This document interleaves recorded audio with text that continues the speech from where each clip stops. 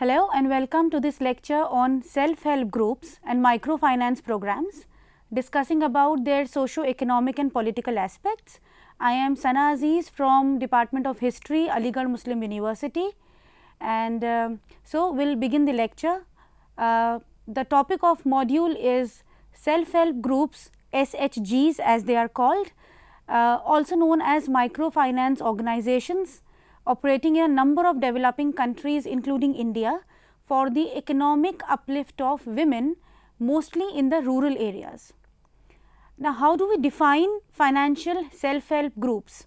Lant defines financial self-help groups broadly as institutions organized around one or more collective funds originating from contributions made by participants, administered by the participants themselves. An SHG can be registered or an unregistered group of micro entrepreneurs, mostly rural or urban poor people, hailing from homogeneous economic backgrounds who willfully come together for training and development so as to be prospective entrepreneur and skilled workers. Hence, it can be termed as an association of individuals.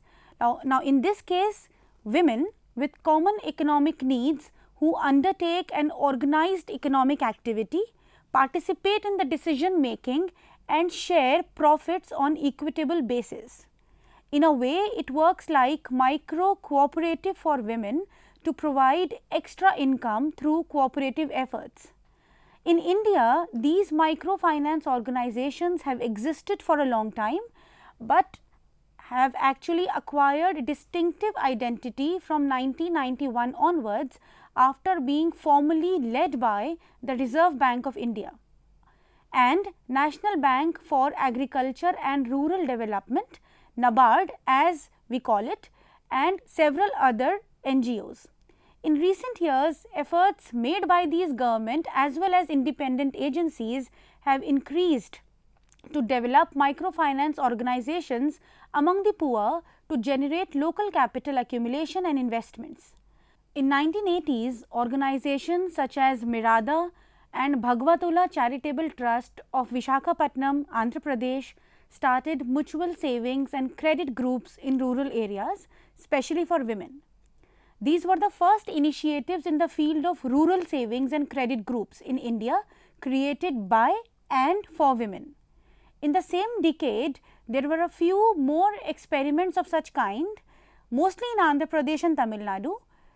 The government of India noticed inspiring results, and henceforth the rural development departments of government of India in the late 80s invited several NGOs, donors and bankers to discuss the possibilities for state sponsored promotion of savings and credit groups for women. It was only in the 1990s that the SHGs gained importance and emerged in large numbers throughout the country. However, a regional disparity remained visible throughout in the growth of SHG movement, with limited progress in eastern and western regions of India.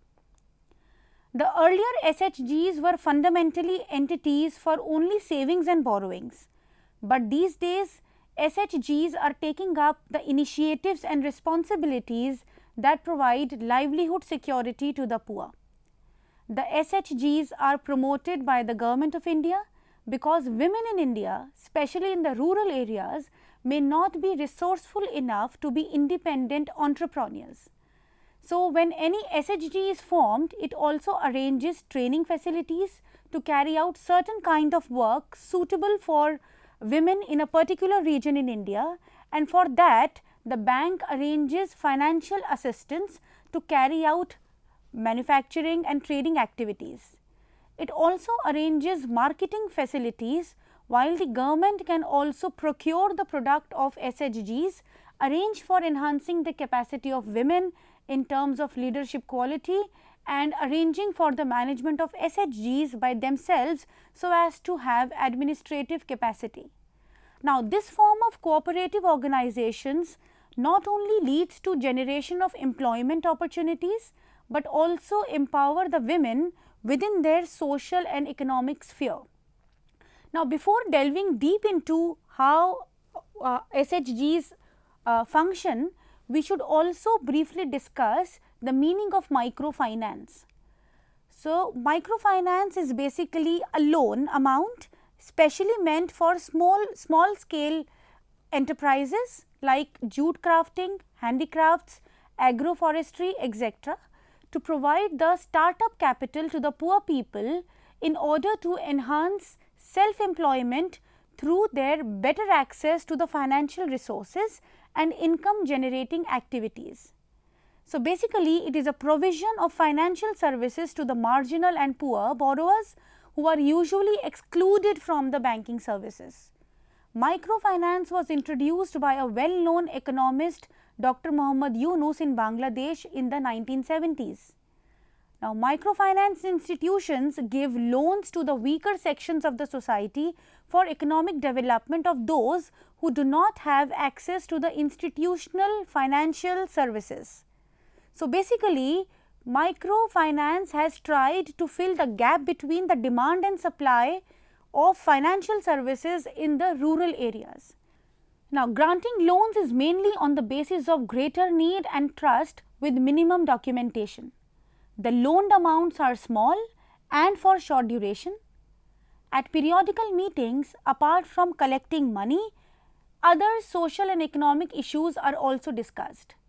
Rules and regulations of SHGs.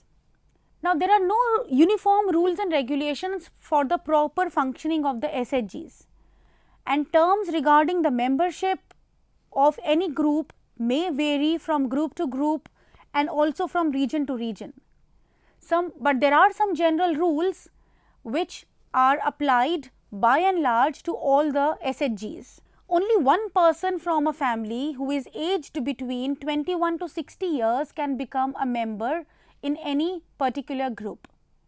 The size of one group should not exceed 20 members. Meetings of the group members should be held once in a week or fortnight or probably once in a month, but on regular basis at a common place, which can be the village temple, the house of the group leader or the village community center. Fourth, the group shall initiate learning centers to attain a basic level of literacy for the members so as to acquaint them with the working of the SHGs. All the members should attend the training and workshops and should participate in the researching and learning of technologies and new schemes that periodically come for their own development. An executive committee consisting of 3 representatives, the president, secretary and treasurer, who are unanimously elected, is responsible for the smooth functioning of the group. They are also responsible for getting the accounts inspected at least once in a month and audited once in 6 months or 1 year.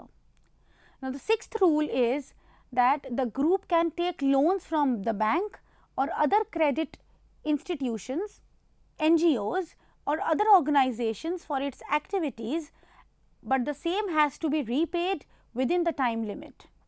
Now, we will discuss how self-help groups are formed.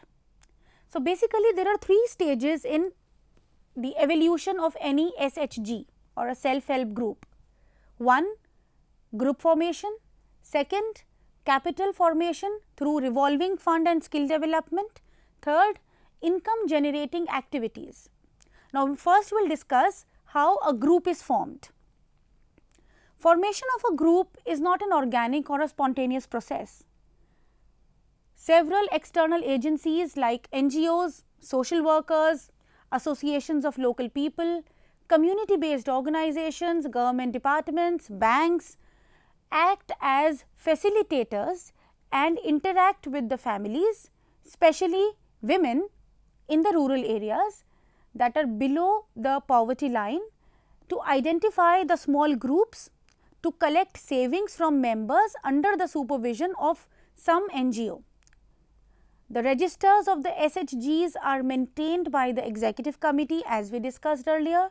That includes the registers with the names and other details of the group members and other documents, such as the minute book, attendance register, ledger book, cash book, bank passbook, etc. should also be maintained. Now, the second stage in the formation of a SHG is the capital accumulation and capital formation, which is like capital is accumulated through revolving fund and loans from external agencies. Self-help groups are taught basic principles of accounting and facilitated to receive external funds. The corpus funds that emerge within each group then consist of own savings in addition to the other external funds, for example, the grants and loans from banks and NGOs. Funds are also collected from other sources such as entrance fee, interest from the loans, or profits of joint business operations and income from investment. Funds may be used for loans, for social services and other common investments. Small amount of loan from this corpus fund is given to needy members of the group to start a micro enterprise. The funds are provided to members on rotational basis and the loans are required to be repaid within short duration of time. The groups also should have a bank account to deposit the amount of the fund in it. The third stage in the evolution of the self-help group is various income generating activities. Coming to that, self-help promoting institutions, which are usually known as SHPI, self-help promoting institutions, facilitate the members of the SHG in taking up a suitable income generation activity. Now, these activities may include agriculture, animal husbandry, mess services, hosiery, candle making, embroidery, cane items, stitching, weaving carpets, brick making, weaving khadi, pottery, spinning, basket weaving, agarbatti making, pickle making for example, among various other activities. Now, at this point it is also important to discuss the role of the government agencies in the functioning of the self-help groups. Since the funds generated in the initial stages of the establishment of any self-help group are low, so they are supplemented by external resources, mainly loans from banks or grants given by NGOs. SHGs offer the primary banking services characterized by cost efficiency and flexibility. An NGO or a bank branch or any other government agency known by the name of Self-Help Promoting Institution SHPI become the facilitators of SHGs. The SHPI trains the members to maintain simple accounts of the collected funds and loans given to members. The regular meetings also provide them a platform to discuss and resolve many issues and common issues, thus cementing their social bonds. SHGs have played a crucial role in microfinance and for social and economic upliftment of women. Since the early 1990s, microfinance was being disbursed largely due to linkages between NABARD, self-help groups and banks. NABARD has been playing the role of the main propagator by ways it is drafting conducive policies, initiating training and capacity building activities, and is also extending financial support for the healthy growth of the SHG linkage program over the years. It has also developed a conducive policy framework through the provision of opening saving bank accounts in the names of SHGs, relaxation of collateral norms, simple documentation and delegation of all credit decisions and terms to SHGs. Its policies have encouraged rural individual volunteers in promotion and nurturing of SHGs. It has devised plans and programs for the dissemination of knowledge and spreading awareness through seminars, workshops, occasional papers and print media. In the initial period, that is in around 1992-93, just 255 SHGs were linked to banks with only rupees 2.8 million as refinance from NABARD. In the subsequent years, the efforts of NABARD considerably expanded. It has initiated the credit rating of the microfinance institutions through accredited credit rating agencies of India by meeting 75% of the cost of the rating as grant. This is done to enable the microfinance institution to approach banks for commercial borrowing and extending micro credit to the poor. Now we will discuss about some important milestones in the journey so far of this SHG and bank linkage movement, which was spearheaded by NABARD with the support of Reserve Bank of India and Government of India. In 1987, NABARD takes the lead in partnering with NGOs, particularly Mirada, to pilot the SHG bank linkage model due to poor performance of formal institutions in providing finance to the rural areas, informal sector and the unbankable poor. In 1991, RBI advised all scheduled banks about NABARD's proposed pilot program and sought active participation from the banks. 1992, NABARD launches the SHG bank linkage program, linking the banks with the self-help groups, initially to cover 500 self-help groups, which was an innovation for harnessing the flexibility of the informal system with the strength and affordability of the formal system. Alongside bulk lending scheme in 1993 for encouraging the NGOs which were keen to try group approach and other financial services delivery innovations in the rural areas was also introduced.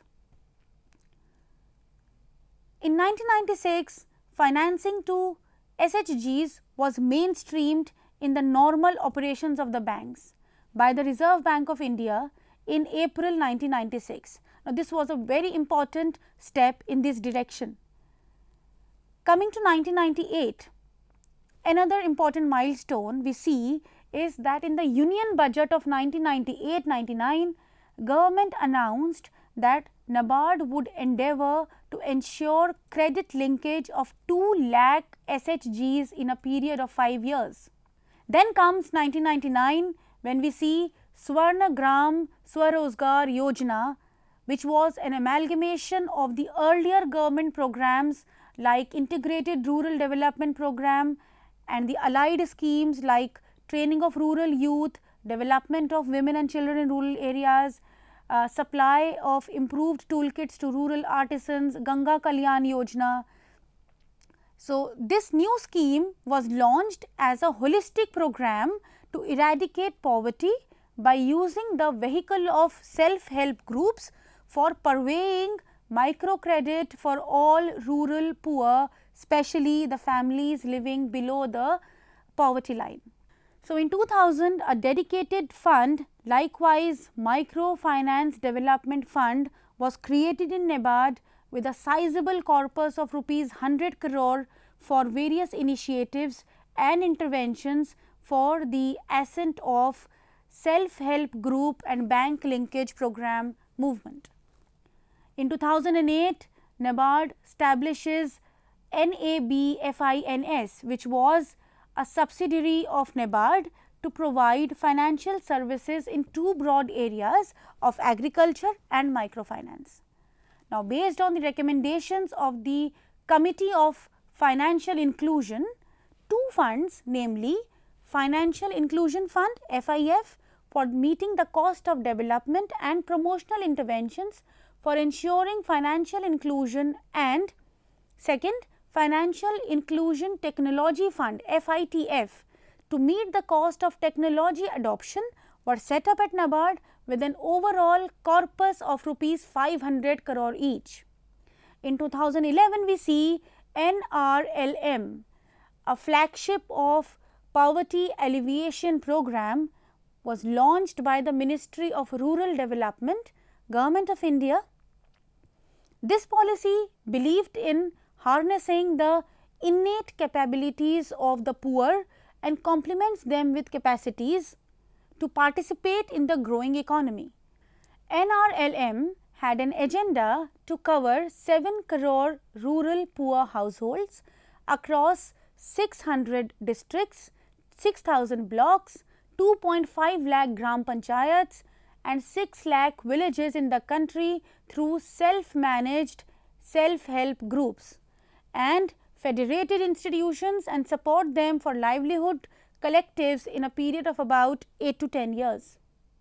In 2015, based on the impact evaluation studies of MEDP's Livelihood and Enterprise Development Program for creating sustainable livelihood among SHG members was introduced on pilot basis in selected states, which now has been mainstreamed in all states of the country. This program aims to promote rural livelihoods with the help of resource agencies who will not only ensure credit, but also provide end-to-end livelihood solution to SHG women.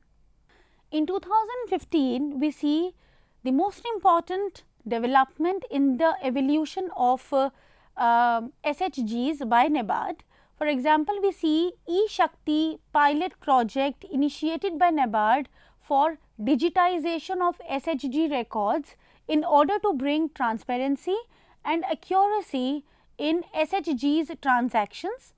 They were first started in Ramgarh and Dhule districts of Jharkhand and Maharashtra respectively. In 2016, this E-Shakti pilot project extended to additional 23 districts in India.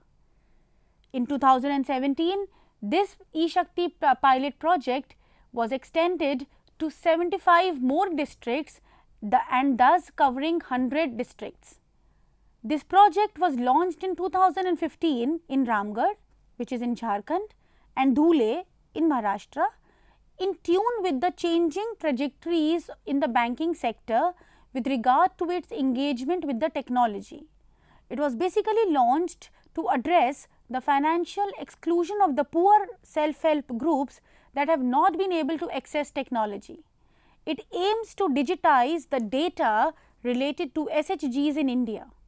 It would help to build credible credit histories of SHGs, and their members would bring them into the field of financial inclusion and mainstream banking system. It provides financial and non-financial data of SHGs and their members to bankers and other stakeholders. Moreover, it helps them in taking appropriate credit and policy related decisions. Hence, it is an attempt to solve certain problems involving SHGs like record keeping, multiple membership of SHG members, history of defaulters, and provide this data to the stakeholders so that SHGs can function more smoothly.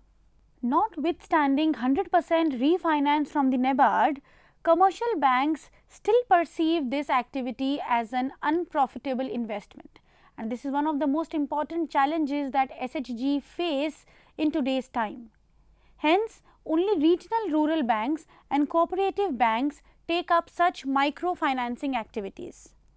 The RBI has also been preventing the commercial banks to formulate and adopt their independent respective policies on microfinance credit and promotion of SHG. The NABARD has been organizing the SHG workshops that involve bankers to accelerate the process of SHG bank linkage program. The RBI has issued circular to the commercial banks to reckon microcredit extended to individual borrower or the tough intermediaries as part of their priority sector lending. The circular also stated that microcredit should form an integral part of the corporate credit plan of the bank and should be received at the biggest level on a quarterly basis. The results of the policies adopted by NABARD have been really gratifying.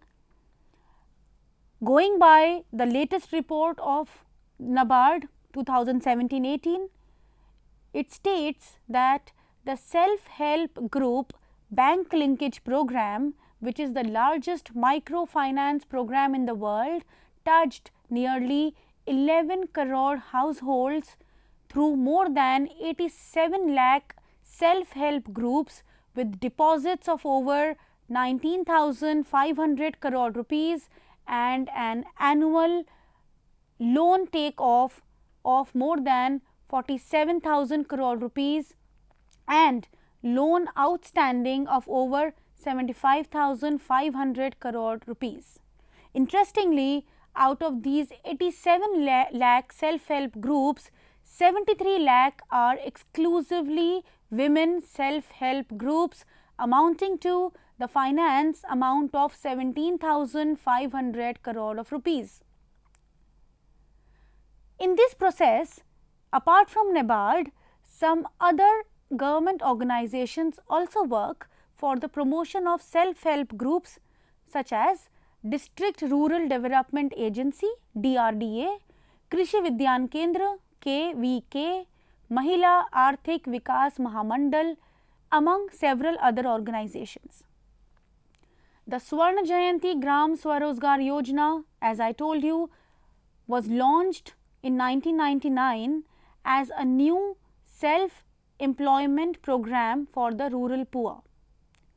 The salient features of this Yojana was that it aimed to establish a large number of micro enterprises in the rural areas, building upon the potential of the rural poor.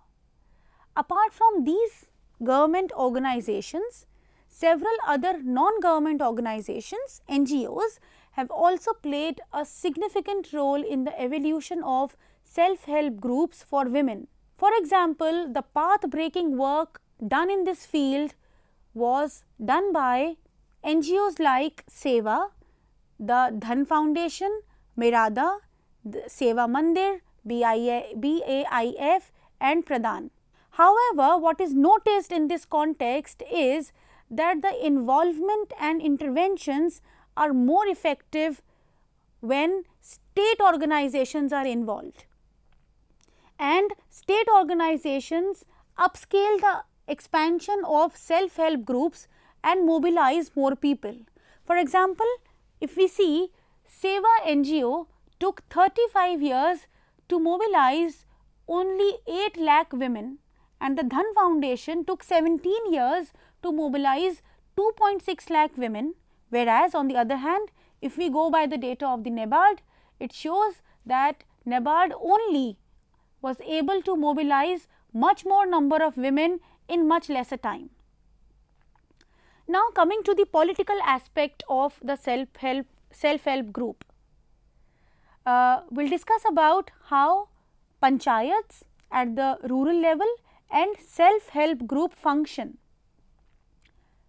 The National Perspective Plan for Women, initiated in 1988, emphasized on two aspects: the economic development of women and their integration into the mainstream socio-political and economic areas. The purpose was to provide social and economic justice to women by empowering them economically. Subsequently, 33% reservation for women was provided by the state in the Panchayat Raj institutions, and simultaneously micro credit schemes were also promoted by women self-help groups.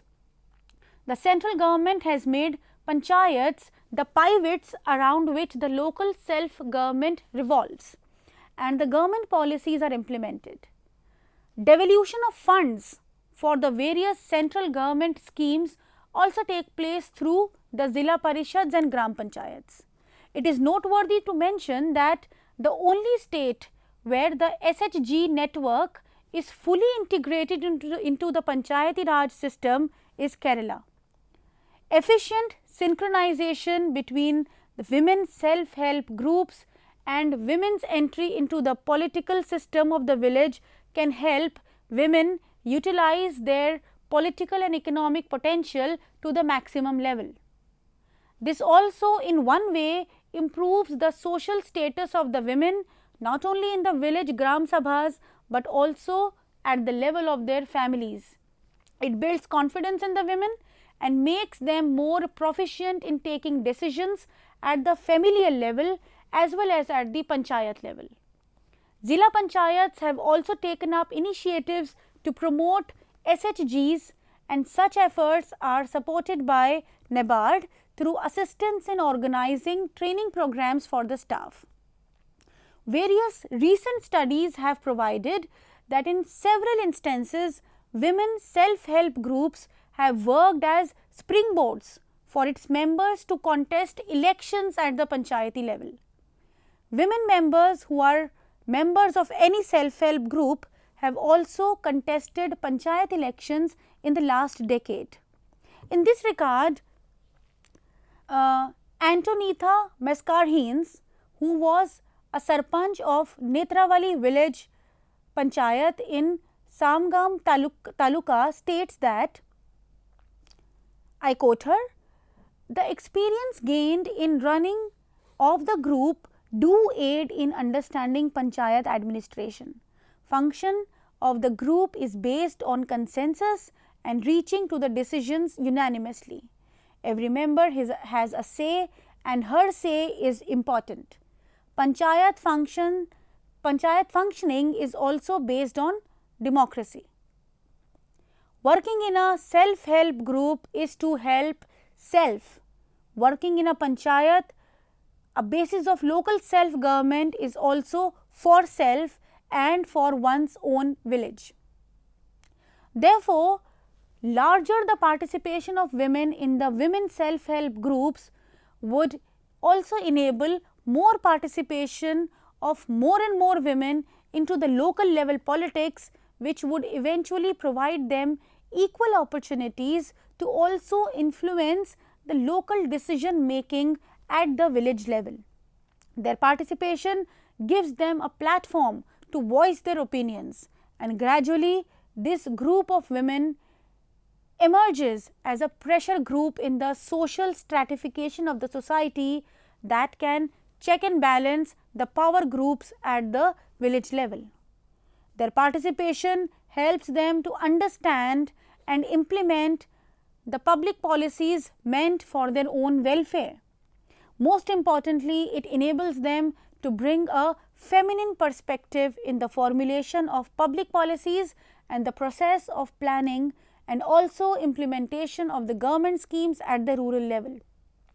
This has in a way changed the face of the rural administration and transformed it from being a completely androcentric system to a more inclusive system of political functioning at the village level. This makes women active agents in bringing out this transformation and become intermediaries between the government and the rural women, especially in the villages of India. Needless to say that their access to resources and power structures would enable them to defeat the social inequality and subordination that they had been subjected to for centuries. Hence, we can say that participating in women self-help groups has instilled confidence in women to understand the importance of functioning of the village panchayats.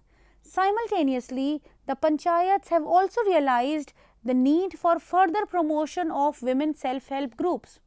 Thus, the input-output theory of David Easton, the famous political scientist, can be applied here, where we see that women self-help groups have begun to influence the functioning of the panchayats, and panchayats on the other hand are cultivating women self-help groups simultaneously.